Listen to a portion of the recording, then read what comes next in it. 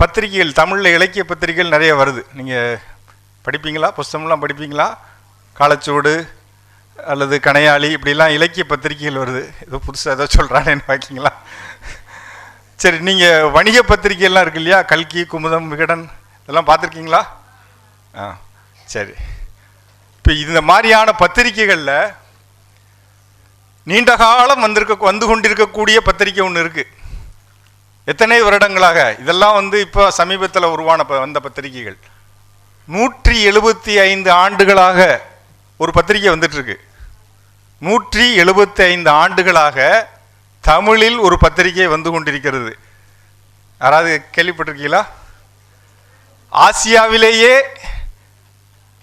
நீண்ட காலமாக வந்து கொண்டிருக்கக்கூடிய பத்திரிகை அதுதான். இன்னொரு குழு கொடுக்கட்டுமா? பாளையங்கோட்டையில் இருந்து தான் அந்த பத்திரிகை வந்து கொண்டு இருக்கிறது. வந்ததில்லை, இன்னமும் வந்து கொண்டு இருக்கிறது. தினகரனா? அது நாளிதழ். நற்போதகம் என்ற ஒரு இதழ் வந்து கொண்டிருக்கிறது. அது ஒரு கிறிஸ்தவ இதழ் தான், மாத இதழ் தான், இல்லைன்னு சொல்லலை. ஆனால் அது 1849 அந்த நற்போதகம் இதழை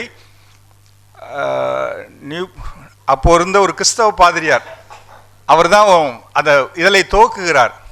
அதில் பைபிளில் இருக்கக்கூடிய சிறிய சிறிய கதைகள் எல்லாம் அதில் வருகிறது.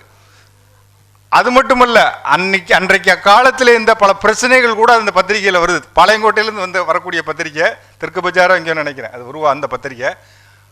இந்த தெருவில் தண்ணி வரல, இந்த தெருவில் மின்சார வசதி இல்லைங்கெல்லாம் கூட அதில் வருது. மக்கள் சந்திக்கக்கூடிய பிரச்சனைகளை பற்றி கூட நற்போதகம் இதழில் வருகிறது. இன்னொரு புறம் பைபிள் சிறுகதைகள், போதனை கதைகள் இதெல்லாம் கூட வருகிறது. அந்த இதழில் தான் நாம் எல்லோரும் படித்த ரட்சணிய யாத்திரிகம்னு ஒன்று படிச்சிருவோம், ஞாபகம் இருக்கா?